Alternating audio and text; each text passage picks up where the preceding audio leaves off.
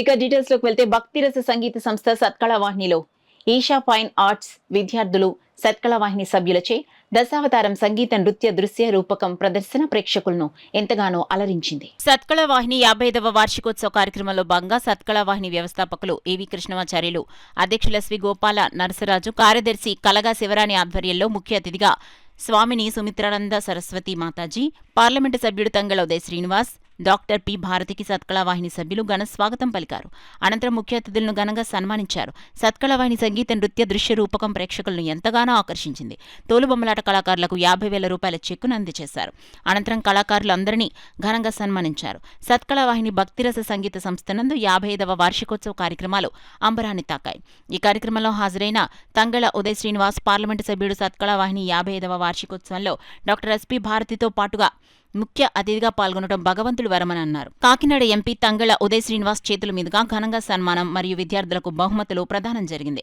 ఈ వేదికపై doctor S P Bharati తన వంతు విరాళంగా 10,000 రూపాయలు ప్రకటించారని, అదేవిధంగా ఎంపీ తంగళ ఉదయ్ శ్రీనివాస్ కూడా 50,000 రూపాయల విరాళం ప్రకటించడం మహద్భాగ్యంగా భావించాలని ఈవి కృష్ణమాచార్యులు తెలిపారు. సత్కళవాహినిపై అంతస్తు ఆడిటోరియం నిర్మాణానికి కూడా ఆర్థిక సహాయం అందించడానికి ప్రయత్నం చేస్తారని ఎంపీ ప్రకటించడం చాలా ఆనందకరమని భారత ప్రభుత్వ సంగీత నాటక అకాడమీ సభ్యురాలు doctor S P Bharathi, MP Thangala Uday Srinivas సత్కళవాహినికి సాంస్కృతిక పరమైన అభివృద్ధి కోసం అన్ని రకాల సహాయం కేంద్ర ప్రభుత్వం ద్వారా అందించే ప్రయత్నం చేయగలమని ఇరువురు ముఖ్య అతిథులు ప్రకటించడం మహాదృష్టంగా భావించాలన్నారు. ప్రొఫెసర్ సుదర్శన్, నున్నా దొరబాబు, సత్కళవాహిని సభ్యులు, విద్యార్థులు, తల్లిదండ్రులు తదితరులు పాల్గొన్నారు. అంటే కల్చర్కి దగ్గరలో ఉండేటట్టు కొండపల్లి బొమ్మల్ని ఆయన సొంత డబ్బులతో కొని వచ్చిన వాళ్ళందరికీ కూడా ప్రోత్సహిస్తూ ఆ కొండపల్లి బొమ్మల్ని ఇవ్వటం, అలాగే ఈ కల్చర్ని డెవలప్ చేసే విధంగానే ఎప్పుడు ప్రోత్సహిస్తూ ఉండటం, ఇలాంటివన్నీ చేస్తూ ఉంటాను. అలాగే నేను transport, tourism and culture parliamentary standing committee member కూడా అయ్యాను. సో దాంట్లో ఈ కల్చర్ అనే డిపార్ట్మెంట్లో స్టేట్ అంటే టోటల్ ఆంధ్రప్రదేశ్ స్టేట్లో నేను ఒక్కడనే ఉన్నాను. అది నిజంగా ఇలాంటి అవకాశం మీలాంటి వాళ్ళందరికీ ఉపయోగపడేదంటే ఉన్నది నేనన్న నేసరేమో అనిపిస్తుంది. డెఫినెట్లీ సెంటర్ నుంచి ఏం కావాలన్నా అపార్ట్ ఫ్రమ్ స్టేట్లో చేయడానికి మన ముఖ్యమంత్రి చంద్రబాబు గారు ఉన్నారు, ముఖ్యమంత్రి పవన్ కళ్యాణ్ గారు ఉన్నారు. అలాగే నేను కూడా కాకినాడ పార్లమెంట్ నుంచి మీకు సహకారం అందిస్తూ సెంటర్ నుంచి కూడా ఏం కావాలన్నా సరే డెఫినెట్లీ నాకు ఎక్స్ప్లెయిన్ చేస్తే వచ్చి చెప్తే కనుక నేను దానికోసం మీ దగ్గర మీ ఎంప్లాయీనే. యాక్చువల్లీ నేను కాకినాడ పార్లమెంట్లో అందరికీ కూడా ఎంప్లాయీనే. డెఫినెట్లీ మీ వర్క్ని నేను ఢిల్లీలో వెళ్ళి పని పూర్తి చేసి తీసుకొచ్చేలాగా నేను పని చేస్తాను. అలాగే ఈ సత్కళవాహినికి నేను ఈరోజు అది సెంటర్ నుంచి చేసేది చేయనివ్వండి, స్టేట్ నుంచి చేసేది చేయనివ్వండి, నా వంతు నేను ఒక 50,000 కూడా నేను ఈ సత్కళవాహినికి నేను పంపిస్తాను. అండ్ ఎప్పుడు ఏదున్నా కూడా నన్ను మీ అబ్బాయిలా చూసుకోవాలి, మీ ఇంట్లో ఒక తమ్ముళ్ళలా చూసుకోవాలి, ఒక బిడ్డలా చూసుకోవాలి, ఎప్పటికీ మీ ఆశీర్వాదాలు అవసరం అని చెప్పి ఇంత చక్కటి అవకాశం ఇచ్చినందుకు నా హృదయపూర్వక ధన్యవాదాలు. రాలేకపోతాం ఆయన వెళ్తారు ఒక్కరే. నేను నిన్న ఒక వారం రోజులు అయిందేమో కారు మీద వెళ్ళి ఒక్కరు పరిశీలించి ఆ రాజమండ్రి రోడ్ ఒకటి ఈ డిస్ట్రిక్ట్ మన కాకినాడ సామర్లకోట రోడ్స్ అన్ని వెయ్యాలని ఒక సంకల్పం నేను చూశానండి. ఆయన ఒక మనిషి అంతే.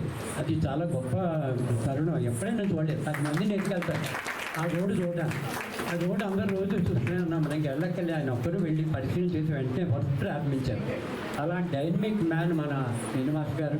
ఈరోజు మనం మన రాష్ట్ర వ్యాప్తంగా ఎప్పుడైతే శ్రీనివాస్ గారు మన టీ టైం ద్వారా ఇప్పుడు మనకి ఆయన ఎన్నేళ్ల నుంచో ఎక్కడికి వెళ్ళినా బస్సులు, కార్లు ఆపి ఎక్కడ టీ టైం ఎక్కడ జరుగుతుంది, మన సంగతి శ్రీనివాస్ గారు ఎప్పుడు వస్తారు, పార్లమెంట్ సభ్యులుగా చూసుకుందాం అనుకున్నామేమన్నా. కాబట్టి అన్ని టీలు తాగేస్తాం ఆయన. అందరూ ఇక్కడ ఉన్న వాళ్ళు అందరూ తాగి ఉంటారు. కాబట్టి ఎన్ని ఊళ్ళు వెళ్ళినా కూడా మహనీయులు ఆ టీ యొక్క స్పాట్ ద్వారా మనకి ఇచ్చారు. మా కుమార్తె చెప్పింది అమెరికా నుంచి తంగళ శ్రీనివాస్ గారు వంటి వ్యక్తి రావడం చాలా గర్వకారణం. నేను అమెరికాలో ఆయన సాధించిన పనులు డైనమిక్ అన్నీ కూడా మా అమ్మాయి మాట్లాడుతూ ఉంటుంది అక్కడి నుంచి. కాబట్టి ఇవాళ మాకు చాలా గర్వకారణంగా ఉంది.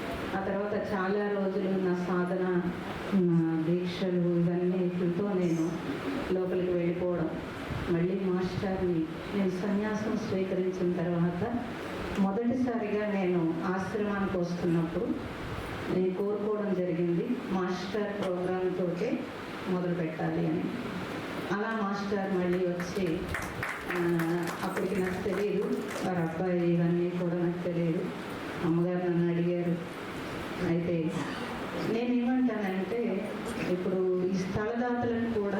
మనం నివాళి ఇవ్వకూడదండి, ఎందుకంటే వాళ్ళు జీవించి ఉన్నారు, ఇంకా జీవించి ఉన్నారు వాళ్ళు.